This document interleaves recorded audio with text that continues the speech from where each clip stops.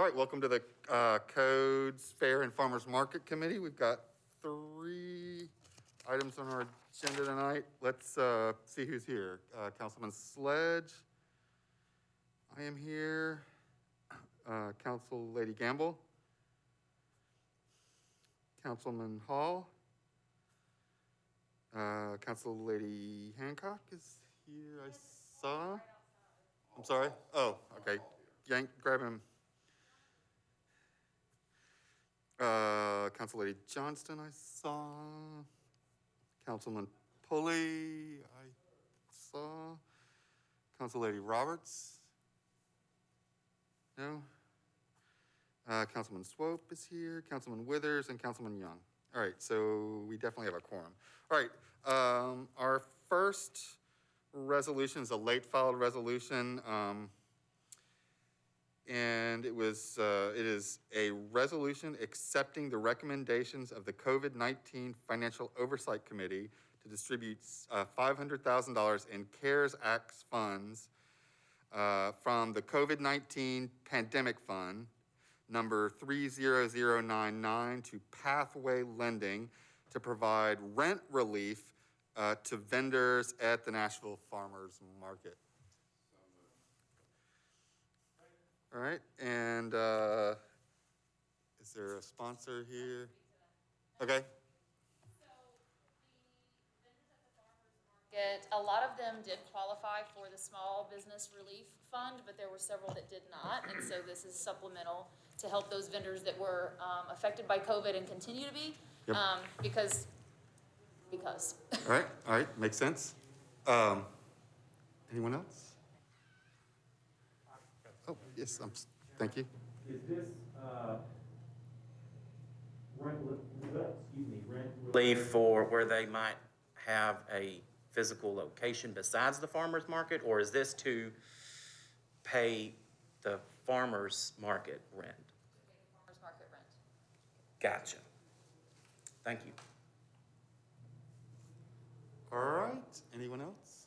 Questions or comments? I think this is great. I listened in on a recent farmers market board meeting, and I know this was the vendors worried about rent, and trouble coming up with rent was certainly a concern.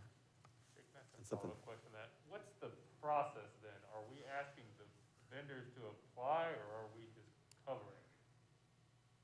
I believe they have to apply. Ms. Kennard, would you like to? Yes, thank you.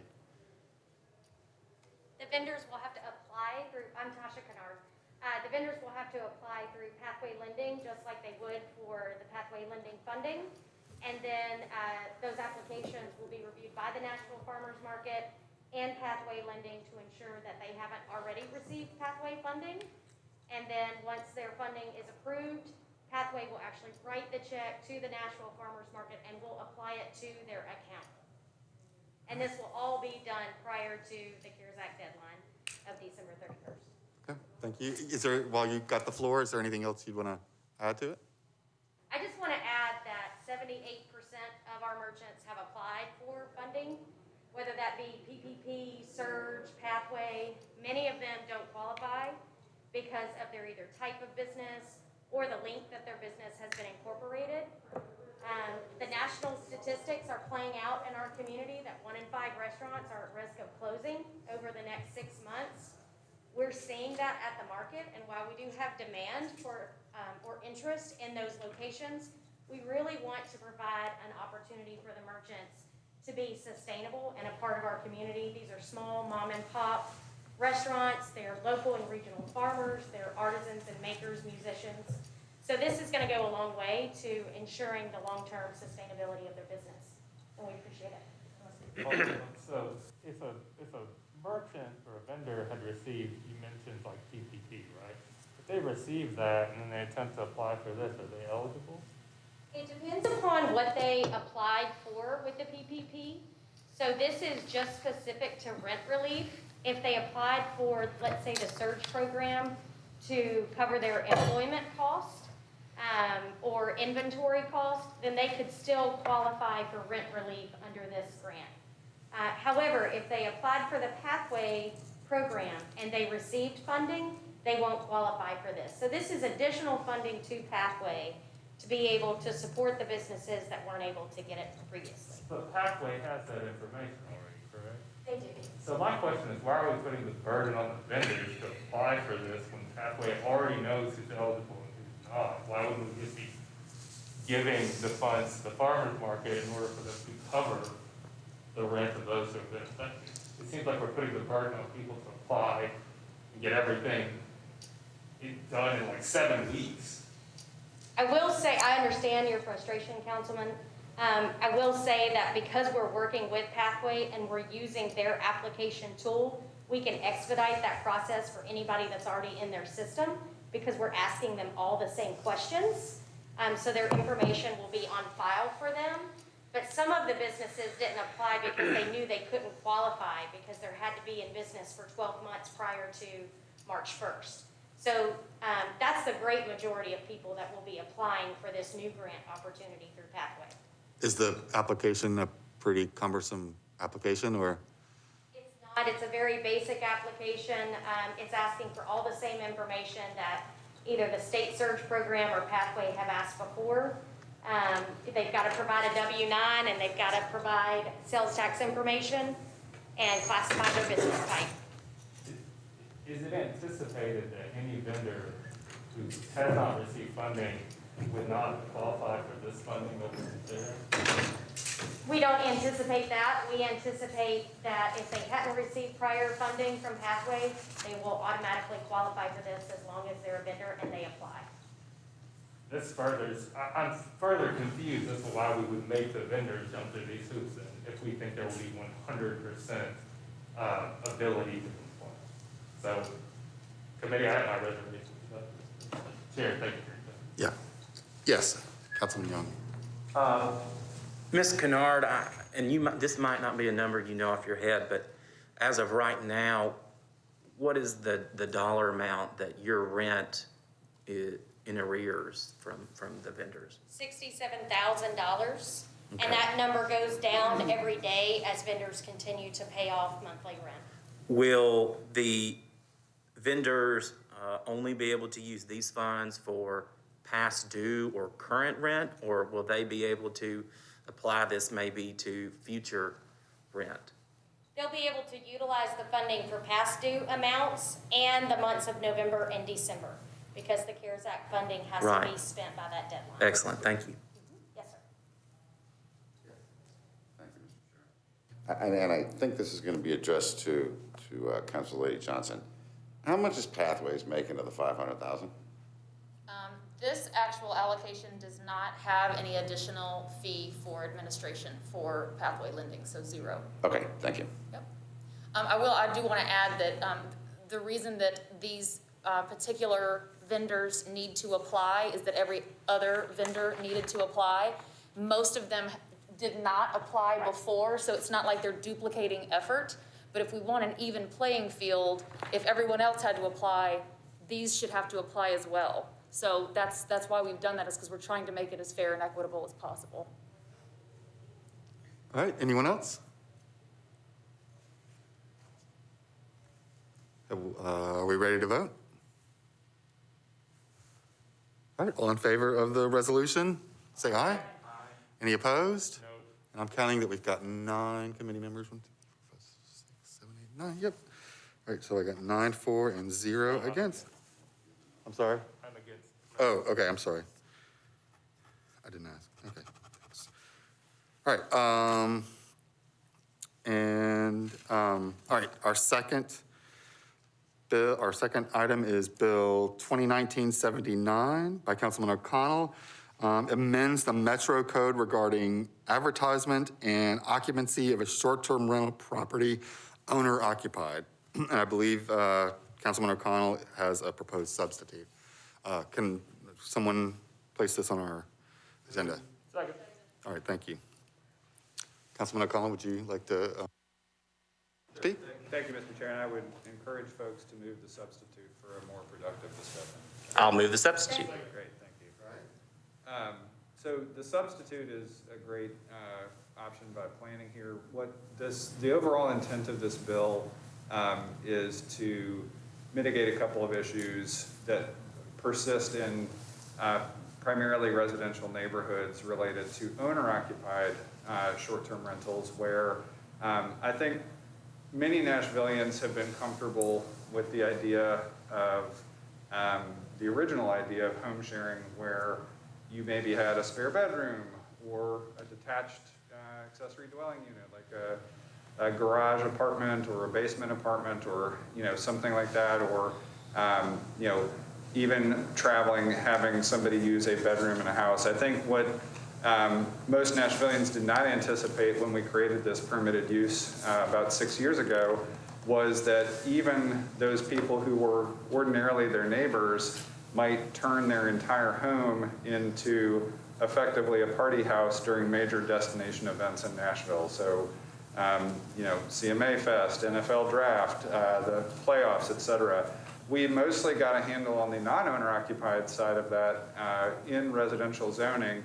The owner occupied continues to have that issue of sort of the whole home rental scenario, even just for a weekend.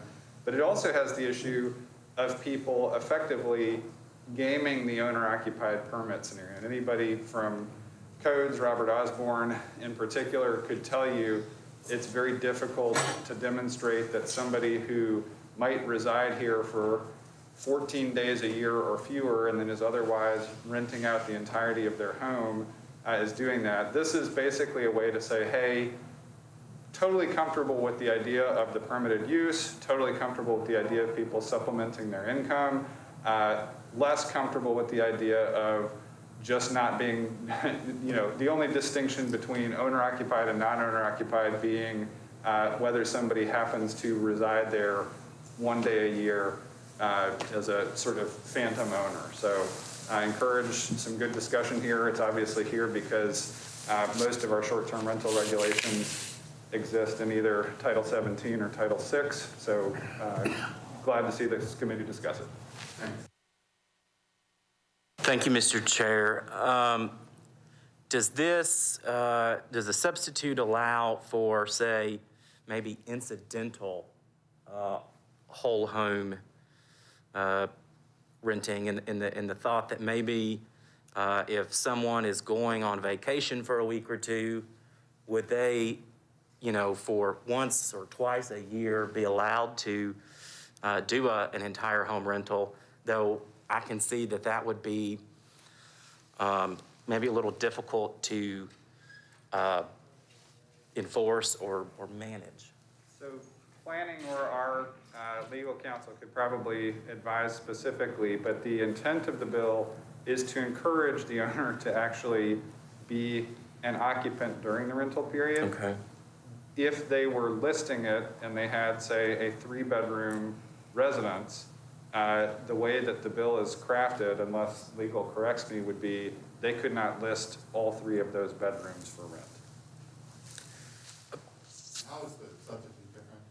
The original was, again, trying to focus more on the how often you had to be there, and it just, I think it, from an enforcement perspective, from a logistical perspective, proved unworkable. I think the concept of whole home wound up being more suitable to the bill, and I accepted it as a friendly amendment. Gotcha. Yeah, I did.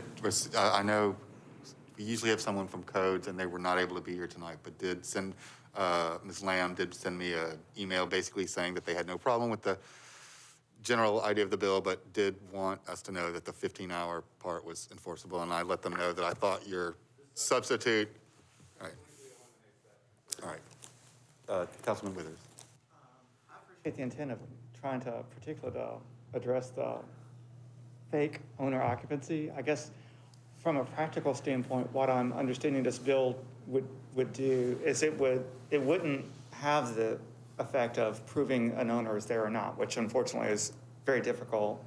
It wouldn't have the effect of ensuring that someone who's responsible for the property is present either, which also is the problem. It seems to me that what it does is say that you can have, and I know you have exempted out the day dues or the really small homes, which I think makes sense, but you could have a permit of up to 4 bedrooms, but you can only advertise for 3.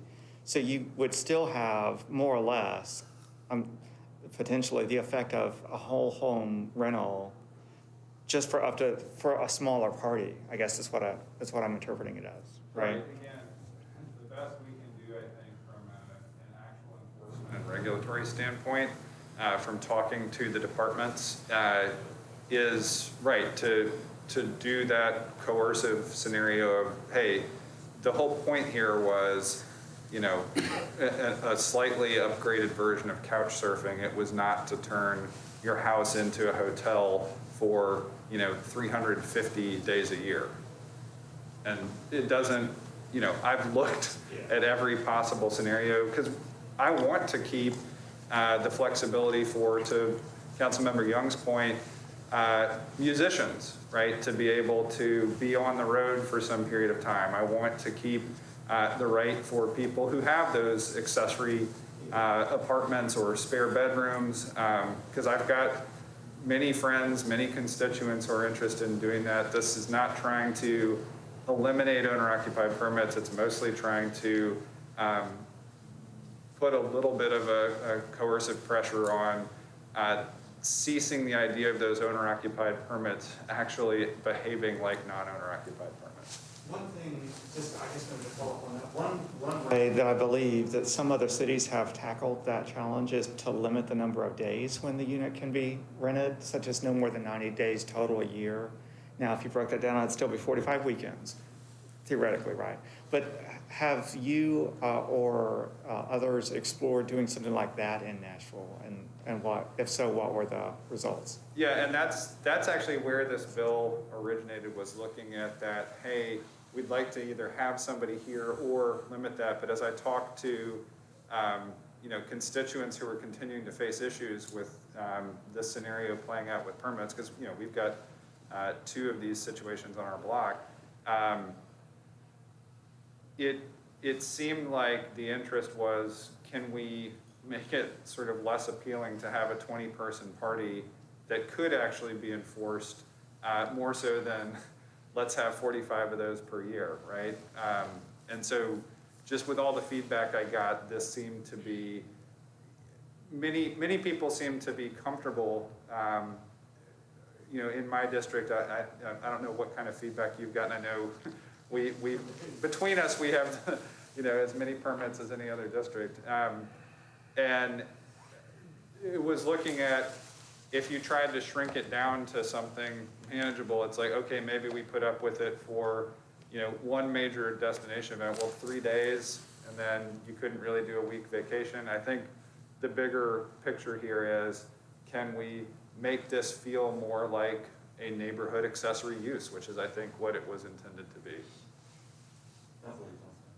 I think that, I thought that the issue that we were trying to solve was people getting around getting a permit at all in these residential areas where owner-occupied is allowed, non-owner-occupied is not. And so I'm just gonna say, hey, yeah, I live there, I can get my driver's license there, I can do whatever, but they absolutely do not live in that house. They either live somewhere else in the county or they live somewhere else outside of the county.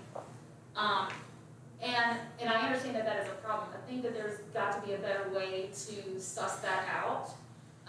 And my fear with this is that we have so many of our neighbors that rely on this income from short-term rentals in order to stay in this county, and a lot of them are our musicians, our gig workers, all those things that stay on the road for an extended period of time. And so it doesn't seem fair to me to take the ability for them to rent their whole house. I mean, there's a difference in the amount that you can charge for a 3-bedroom versus a 4-bedroom, or a 2-bedroom versus a 3-bedroom. And I don't want to take that revenue away from, you know, residents that are abiding by and not disturbing their neighbors. I know we have these party houses, but I also think that there are ordinances around that to stop that as well, that, you know, we can call the police, we can call codes, there's citations that can be issued, permits can be revoked for disturbing the peace with stuff like that. I'm really hesitant to be in support of this, and I'm speaking, and I do own a short-term rental, but it is non-owner occupied, and I don't live there, so I may have to abstain, but I don't have a non-owner occupied, I mean, an owner occupied, so that's why I'm speaking. But it does worry me that we would be limiting the amount of income for these particular permit owners that is their primary residence, and they are playing by the rules, so. Thank you, Mr. Chair. I guess adding on to what I asked earlier, but then also speaking to the concern that Councilmember Johnston has, am I interpreting this right or correctly, if an owner-occupied unit that someone lives in, and to use the example of a musician who might be on the road some, or someone on vacation, I believe what I'm hearing is, say it is a 3-bedroom home, it is advertised as a 2-bedroom, and if that musician or person is gone for a week or two, the rental of the home is still allowed. It's just that it can only be advertised as 2 bedrooms rather than 3, because that would make it a entire home rental. Am I interpreting correctly? Yes, I mean, that's basically it, and I'm going to, again, lean on legal to correct me if I misstate this, but like any of these regulations, this applies only to new permits going forward. I can tell you from the perspective of the neighbors of anybody who has these permits, they're going to appreciate every bedroom that is not a revenue generator, because this continues to put pressure on residential traffic and parking scenarios. I mean, the moment you have a 3-bedroom unit of any kind on any residential street where we have residential zoning, it just changes the face of it, right? And we heard these concerns with the home occupation bill, and what this is doing is trying to, again, reduce some of that pressure of commercial activity and reinforce the fact that the whole point of this is housing. And I would say, speaking to the affordable housing point, the proliferation of short-term rental permits in Nashville, particularly non-owner occupied, has actually put incredible pressure on our ability to keep those units available as part of our affordable housing stock. So I think this is a reasonable regulation in that regard. There's a follow-up to. Just very quick follow-up. So being sensitive to the concerns that Councilmember Johnson has, because I do share those, to me, this does sound like sort of the compromise to not completely eliminate that possibility for people. So I think this is a good kind of middle ground, I think, so. Well, and if I may, Mr. Chair, to Councilmember Young's point, I certainly, in talking to people who were bringing ideas to the table, you know, to Councilmember Withers' point as well, about how to look at this, I continued to hear that people wanted the flexibility, for instance, to be away from their residence and still to use it. And this was a way to do that, but mitigate the impact of saying, okay, we used to have 12 and sometimes the illegal thing. I would also say we've looked a lot at the data we've gotten from host compliance, and we are, over time, driving down the number of unpermitted listings. So this is a good thing from an enforcement standpoint. Cock is next. Yes, so I do appreciate the fact that anyone that's currently permitted would be able to continue. And I think some of those folks are concerned and they realize they would be able to. My 2 concerns about this proposal are, one, we're literally saying you are only allowed to advertise 2 of your 3 bedrooms. So we're implying, by saying it that way, that you can really let them use all 3 of your bedrooms. You just can't advertise it that way. And I think that we need to rephrase this and say you can only rent out 2 of your bedrooms, not you're only allowed to advertise that you rent out 2 of your bedrooms. My second concern is that while I know that you guys have lots of partiers that come in for big events in Nashville, I also know in my district we have many Airbnbs that are whole home rentals that are not party homes. And I know when I had an infant, during his first 2 years, I guess really he was a toddler then, we wanted to stay in homes so that we weren't in a hotel room next to someone else and they would hear our son screaming, you know, when he couldn't sleep. So we rented full homes with 4 or 5 bedrooms and only used one of them, but we wanted that space. And so I don't think you're always going to get the partiers when you rent the whole home. So I think that maybe there's other compromises, but I do appreciate all the work you put into this, and I really appreciate the intent of the bill, and I hope that the substitute will accomplish that. Thank you. Council Lady Allen? Yeah, I just want to ask you a couple of technical questions. I appreciate all the thought that has gone into this, because I understand exactly where we're trying to get, and that's consistent with what we've heard from neighbors for years now. Just from an enforcement standpoint, and in light of what state law says we can and can't do, if we say, and Mr. Cooper, this is for you, if we say you can only advertise -1 bedrooms, does that open us up to the possibility of allowing, currently the way the law is written, it says the definition of a short-term rental is a house with 4 or more bedrooms or less that is available for rent.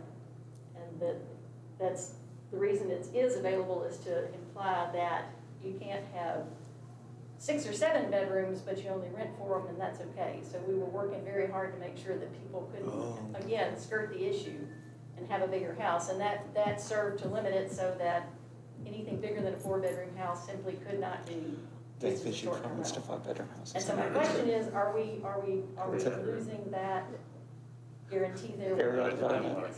It's not amending the Area definition of development, short-term 5-bedroom rental. houses. So to the extent you can only have 4 bedrooms at all, that's the maximum, that remains.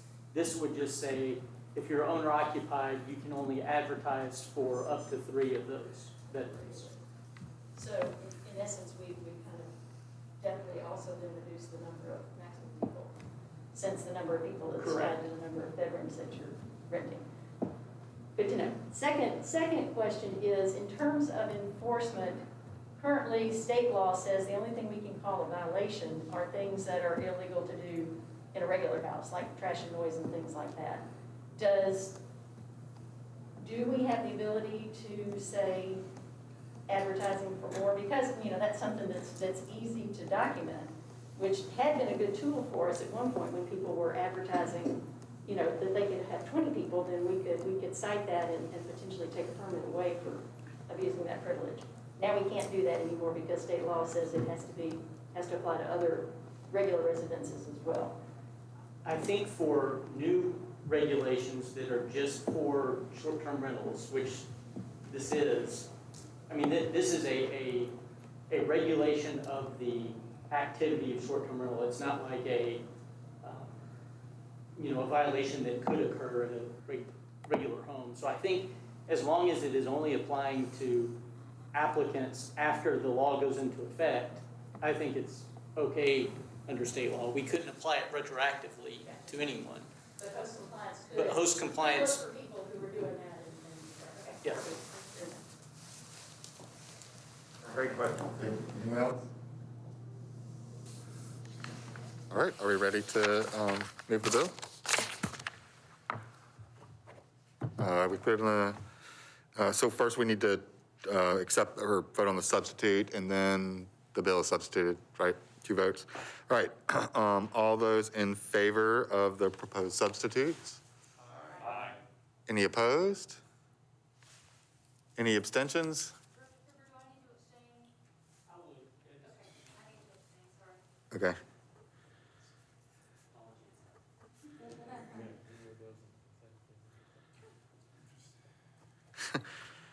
All right, so now, we had 8 for and 1 abstention.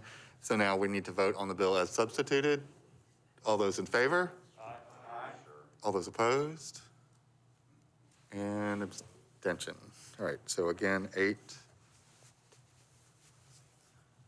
Yep, 8-1. 8 in favor and 1 abstention. All right, thank you. All right, our last bill is Bill 202300 as amended. It amends the Metro Code to restrict construction noise between the hours of 7 p.m. and 7 a.m. And we have a substitute. Is Council Lady Lee here? Or do I need to find, do we need to move the substitute first? Or I'm sorry, I'll move the bill. Okay. Second. Yeah, yes, okay, I'm sorry, I thought it was an amendment. Okay, yes. Yes. So we all know that neighborhoods want to gain a little bit more control over what's happening to them. We see it throughout the city as we continue to grow. The growth is great, but neighbors are being impacted. I get calls all the time about, construction workers are parking down my street. I can't get parking. And so this is one of those things where between 7 a.m. and 7 p.m., that's when construction is allowed, but that should also help the community be able to enjoy where they live as development is happening around them. So that's the intent of the bill. We'll say the bill needs more work. I appreciate the substitute that Councilwoman Lee brought. I know she's not here, so I'd imagine that's going to be deferred by rule. Is that right, Director Cooper? The substitute just wouldn't be offered. Okay. I mean, she doesn't have to have a committee report on the substitute. So it's kind of, you're in control with what you want to do with it tonight. Thank you. I think her substitute covers a lot more information than the original bill and the bill as amended, but I think it all needs more work. And so with that in mind, on the floor, I've got a few more comments just to make sure that the public understands what the bill is intended to do. So on the floor, I intend to defer it until the first meeting in December, but I do want to make some comments there that I believe the public is desiring to hear about the bill. So I would ask this committee to please defer it until the first meeting of December. I'll move to defer the bill until the first meeting in December per the sponsor's request. Moved and seconded. All those in favor of the motion? Any opposed? Any abstentions? All right, so 9 in favor, 0 against. All right, thank you.